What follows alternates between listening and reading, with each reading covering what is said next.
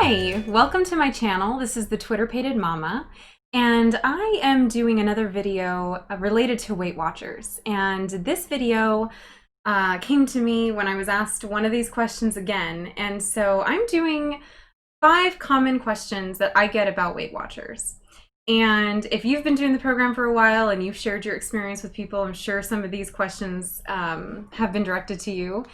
And some of them are funny and some of them are serious. And I just want to go over the questions I get the most and how I respond.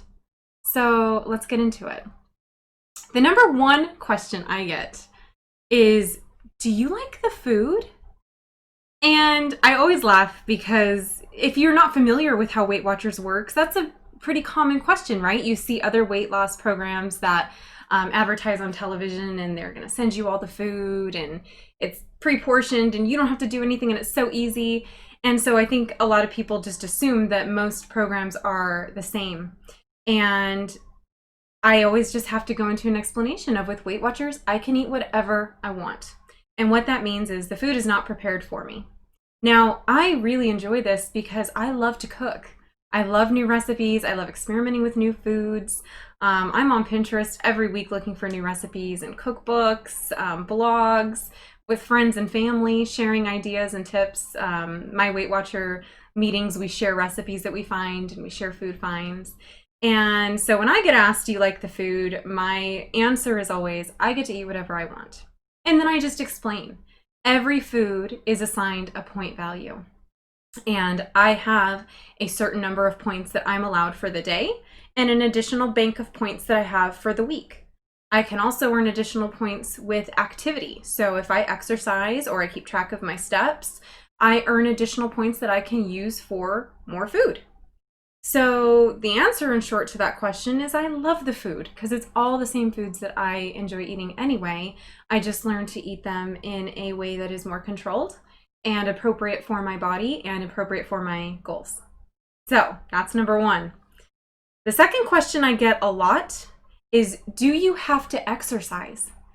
And this is a really involved question. And I plan to do an entire video about my love, hate, no, yes, okay, submission to exercise. But I do get this question a lot. Do you have to exercise? And I'll say in short, it really depends on your goals. I started this program not exercising. And I didn't incorporate it into my life probably the first 8 months at least, maybe even the first year. I can't remember exactly. But for the first 8 months to a year on Weight Watchers, I did not change my physical activity at all. And after that point, I was losing a significant amount of weight, and there were things about my body that I wanted to change, tighten, tone a little bit, and I knew that exercise was going to be the way to do that.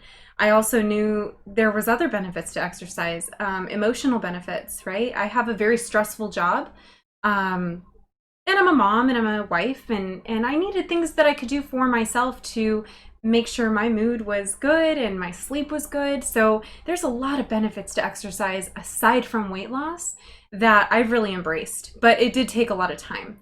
So do you have to exercise? There's no easy answer to that. It really depends on what your goals are. Should you exercise? Everyone should. Do you have to lose weight? No, the truth is you don't. Like I said, 8 to 12 months of the program, I didn't, and I was still losing weight.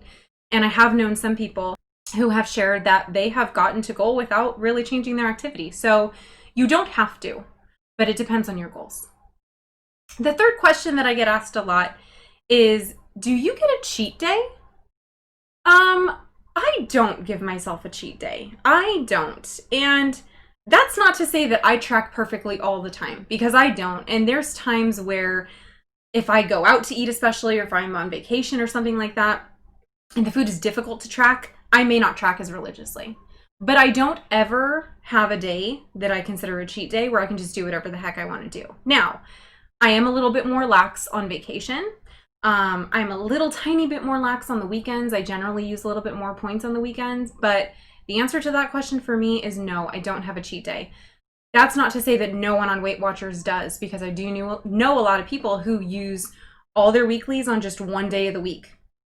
and they consider that kind of their cheat day. But the thing that's great about this program is you don't have to have a cheat day. I can incorporate the foods I love on any given day and stay within my points. So I don't have to have that day where I'm cheating or being bad. I'm just eating and I'm just tracking it, and it's just still a part of my program. So that whole concept of cheat day, I think, is really tied to unhealthy ideas of weight loss and dieting, and it's not a part of the program in the way that I live it. The fourth question that I get a lot is, will you have to do it forever? Will you, and this comes in a lot of different ways. Will you have to track forever? Will you have to go to the meetings forever? Will you have to exercise forever? Again, this depends on my goals. My goal personally is to get to my goal weight and maintain. And I believe the best way for me to do that is going to be to stay with this program forever. I'd also really love to work for Weight Watchers. I believe in the program. I believe what it can do.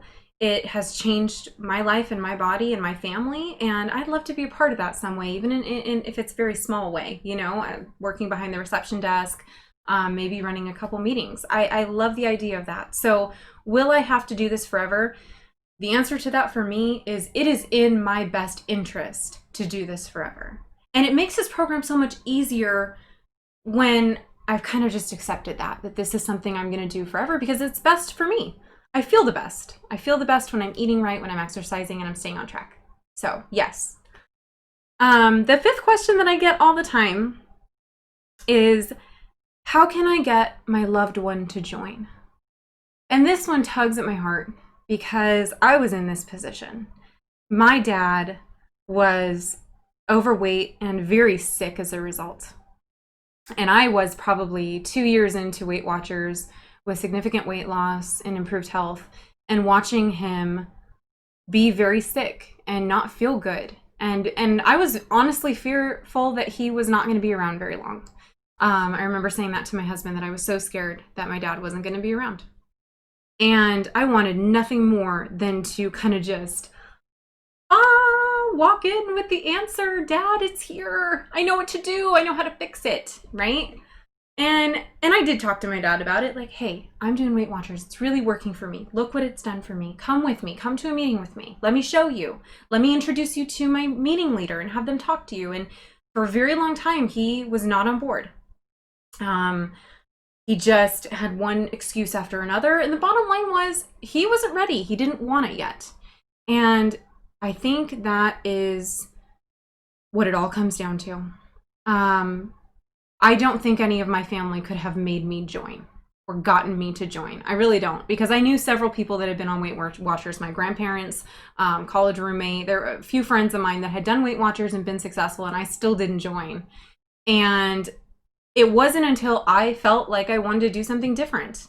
And unfortunately, that's the same thing is true for your loved one, your husband, your brother, your sister, your friend, your mom. They have to want it. It's just like with any other change in life, right? You have to want to do it. Are there things that I think you can do? Yeah, I think you can be really loving and supportive. And I think you can be really non-judgmental. And I think that helps.